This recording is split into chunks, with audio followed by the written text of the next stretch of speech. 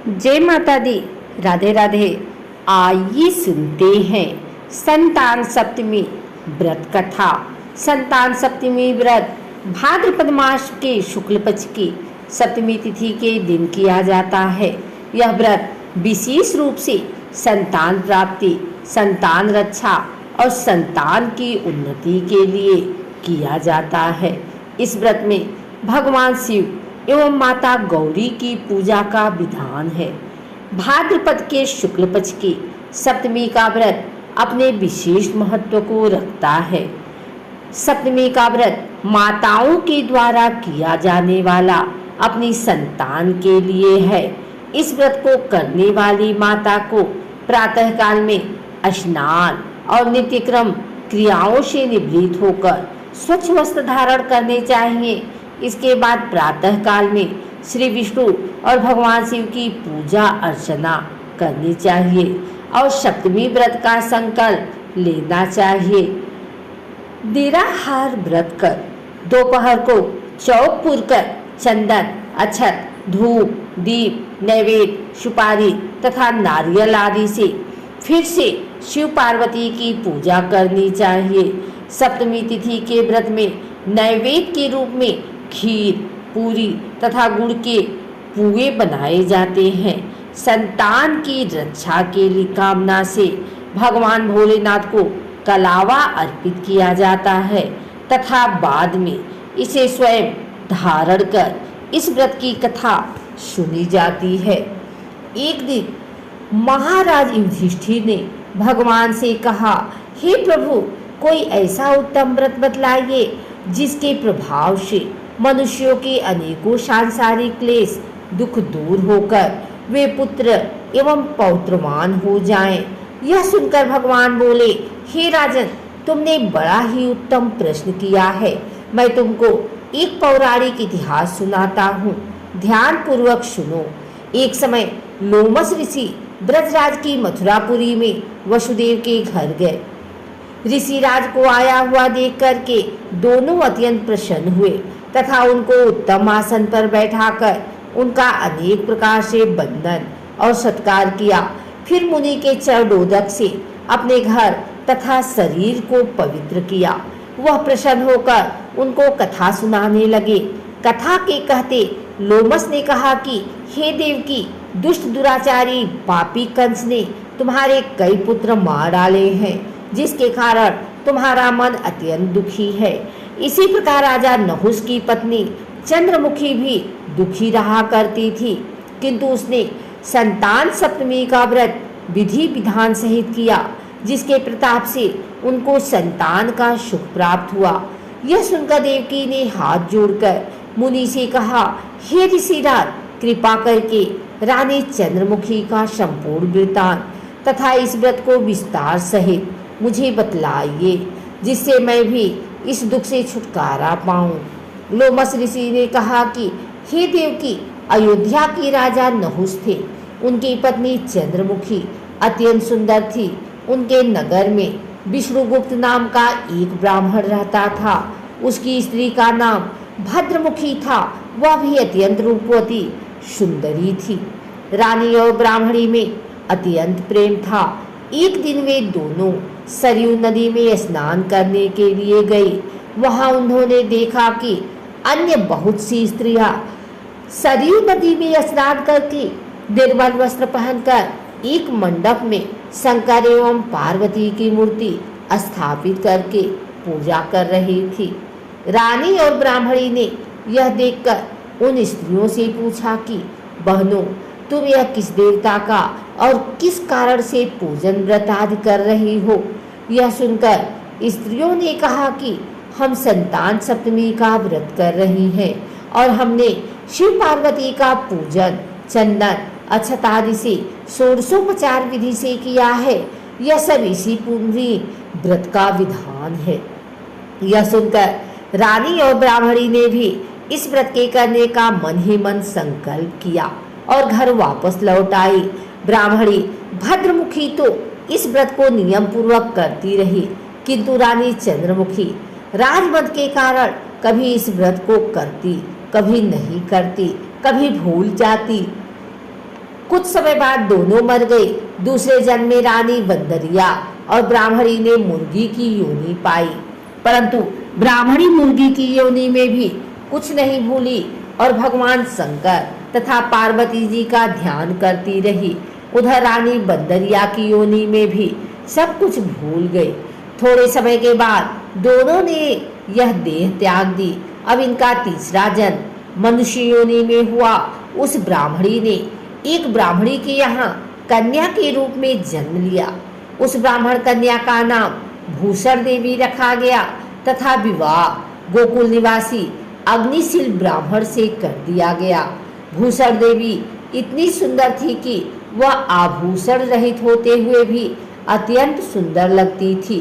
कामदेव की पत्नी रति भी उसके सम्मुख लजाती थी। भूषण देवी के अत्यंत सुंदर सर्वगुण संपन्न चंद्रमा के समान धर्मवीर कर्मनिष्ठ सुशील स्वभाव वाले 8 पुत्र उत्पन्न हुए। यह सब शिव जी के व्रत का पुनीत फल था। दूसरी ओर शिव विमुख रानी के गर्भ से कोई भी पुत्र नहीं हुआ। वह निसंतान दुखी रहने लगी। रानी और ब्राह्मणी में जो प्रीति पहले जन्म में थी वह अब भी बनी रही। रानी जब वृद्धावस्था को प्राप्त होने लगी तब उसके गूंगा बहरा तथा बुद्धिहीन अल्प आयु वाला एक पुत्र हुआ। वह 9 वर्ष की आयु में इस क्षणभंगुर संसार को छोड़कर चला गया। अब तो रानी पुत्र शोक से अत्यंत दुखी हो व्याकुल रहने लगी। दैवयोग से भूषण देवी ब्राह्मणी रानी के यहाँ अपने पुत्रों को लेकर पहुंची। रानी का हाल सुनकर उसे भी बहुत दुख हुआ, किंतु इसमें किसी का क्या बस। कर्म और प्रारब्ध के लिखे को स्वयं ब्रह्मा भी नहीं मिटा सकते। रानी कर्मच्युत भी थी, इसी कारण उसे दुख भोगना पड़ा। इधर रानी पंडितानी के इस वैभव और 8 पुत्रों को देखकर उससे मन में ईर्ष्या करने लगी तथा उसके मन में पाप उत्पन्न हुआ। उस ब्राह्मणी ने रानी का संताप टूट करने के निमित्त अपने 8 पुत्र रानी के पास छोड़ दिए। रानी ने पाप के वशीभूत होकर उन ब्राह्मणी पुत्रों की हत्या करने के विचार से लड्डू में विष मिलाकर उनको खिला दिया, परंतु भगवान शंकर की कृपा से एक भी बालक की मृत्यु नहीं हुई। यह देखकर तो रानी अत्यंत ही आश्चर्यचकित हो गई और इस रहस्य का पता लगाने की मन में ठान ली। भगवान की पूजा से निवृत्त होकर जब भूषण देवी आई तो रानी ने उससे कहा कि मैंने तेरे पुत्रों को मारने के लिए इनको जहर मिलाकर लड्डू खिला दिया, किंतु इनमें से एक भी नहीं मरा। तूने कौन सा दान पुण्य व्रत किया है जिसके कारण तेरे पुत्र नहीं मरे और तू नए सुख भोग रही है? तेरा बड़ा सौभाग्य है। इनका भेद तो मुझसे निष्कपट होकर समझा, मैं तेरी ऋणी रहूंगी। रानी के ऐसे दीन वचन सुनकर भूषण ब्राह्मणी कहने लगी, सुनो, तुमको 3 जन्म का हाल कहती हूँ, सो ध्यान पूर्वक सुनना। पहले जन्म में तुम राजा नहुष की पत्नी थी और तुम्हारा नाम चंद्रमुखी था, मेरा भद्रमुखी था और मैं ब्राह्मणी थी।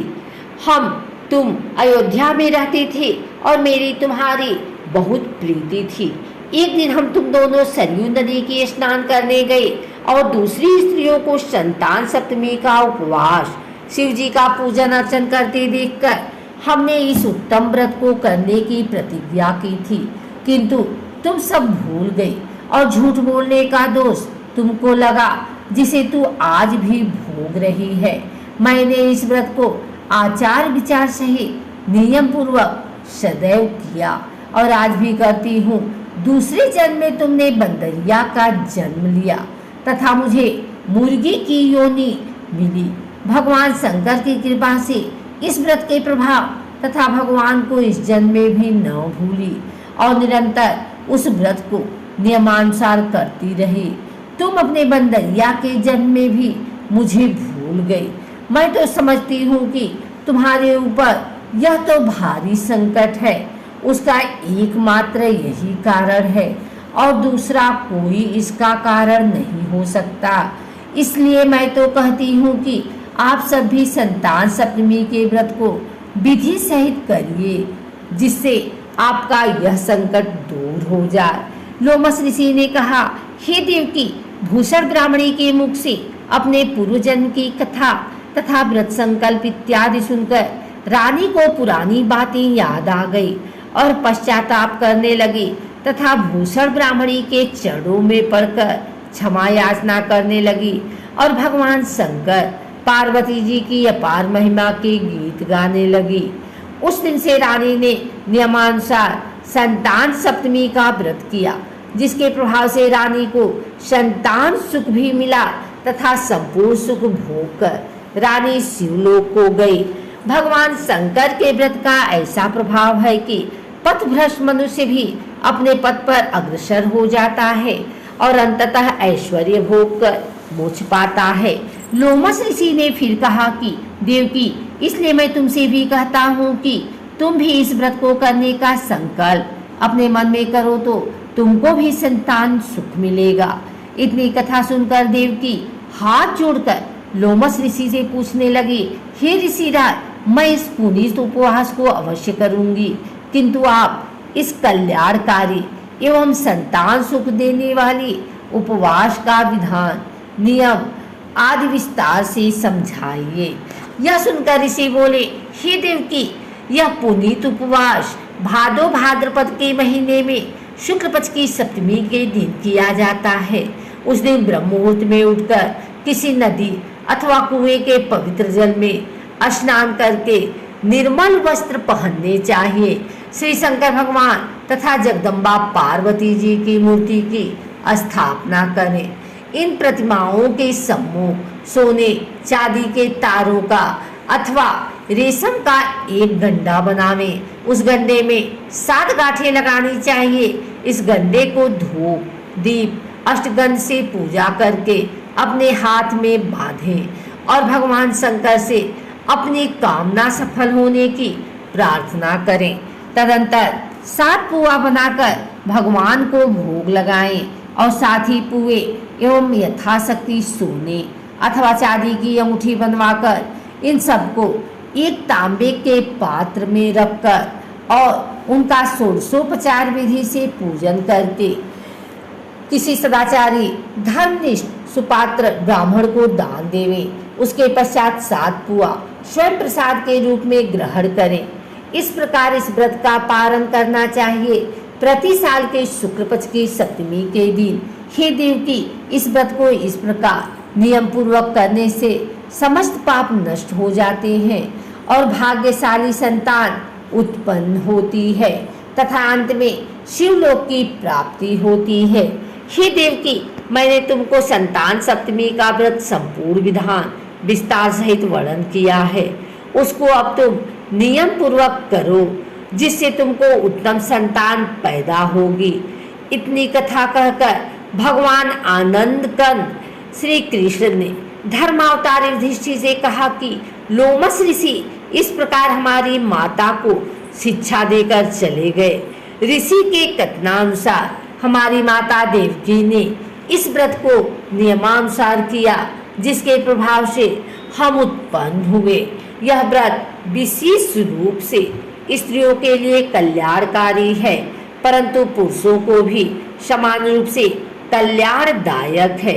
संतान सुख देने वाला, पापों का नाश करने वाला यह उत्तम व्रत जिस स्वयं भी करे तथा दूसरों से भी करवाए, नियम पूर्वक जो कोई इस व्रत को करता है और भगवान शंकर एवं पार्वती की सच्ची मन से आराधना करता है, अमर पद पाकर अंत में शिवलोक को जाता है।